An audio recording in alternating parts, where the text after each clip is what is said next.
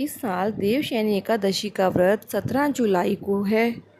आषाढ़ मास के शुक्ल पक्ष की एकादशी को देवशयनी एकादशी के नाम से जाना जाता है। इस व्रत का बहुत महत्व होता है। ऋषि अंगिरा ने राजा मंधाता को यह व्रत करने की सलाह दी थी।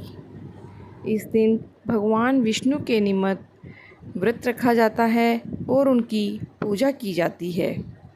इस दिन से भगवान विष्णु योग निद्रा में चले जाते हैं। एकादशी व्रत के नियमों का पालन करने के अलावा व्रत कथा का भी विशेष महत्व होता है। मान्यता है कि देवशयनी एकादशी की कथा के बिना यह व्रत अधूरा माना जाता है। पौराणिक मान्यताओं के अनुसार देवशयनी एकादशी के दिन भगवान विष्णु पाताल लोक में राजा बलि के पास जाते हैं।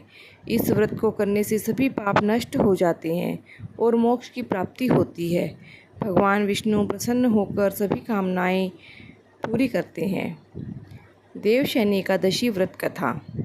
पौराणिक कथा के अनुसार एक बार ब्रह्मा जी ने नारद को बताया कि सतयुग में मंधाता नामक एक चक्रवर्ती राजा का शासन था।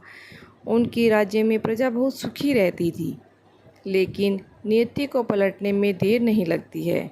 अचानक 3 वर्षों तक वर्षा नहीं होने के कारण राज्य में भयंकर अकाल पड़ गया। यज्ञ, हवन, पिंडदान, कथा, व्रत आदि धार्मिक क्रियाएं कोई भी कार्य नहीं हो पा रहे थे।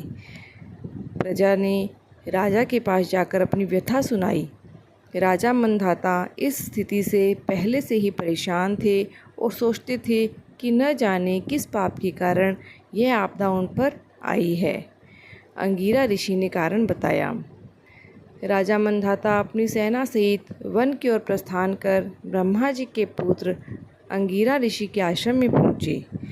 ऋषिवर ने उन्हें आशीर्वाद दिया और उनके आने का कारण पूछा। राजा ने हाथ जोड़कर कहा, महात्मन, मैं धर्म का पालन पूरी ईमानदारी से करता हूँ, लेकिन इसके बावजूद भी पिछले 3 वर्षों से मेरे राज्य में बारिश नहीं हुई है और राज्य में अकाल पड़ा हुआ है। महर्षि अंगिरा ने कहा कि हे राजन, सतयुग में छोटे से पाप का भी भयंकर दंड मिलता है। आपके राज्य में एक शूद्र तपस्या कर रहा है, जो इस युग में अनुचित माना गया है। इसी कारण आपके राज्य में वर्षा नहीं होती। जब तक वह शूद्र तपस्वी जीवित रहेगा, अकाल समाप्त नहीं होगा। राजा मंधाता ने कहा, हे भगवान, मेरा मन किसी निर्दोष व्यक्ति को मारने को तैयार नहीं है। कृपया कोई अन्य उपाय बताएं। महर्षि अंगिरा उन्हें आषाढ़ मास के शुक्ल पक्ष की एकादशी का व्रत करने की सलाह देते हैं। इस व्रत के प्रभाव से उनके राज्य में अवश्य वर्षा होने की बात कही। राजा ने राजधानी लौटकर विधि विधान से एकादशी का व्रत किया और व्रत के प्रभाव से मूसलाधार वर्षा हुई और राज्य धन धान्य से भर गया। हरे कृष्णा।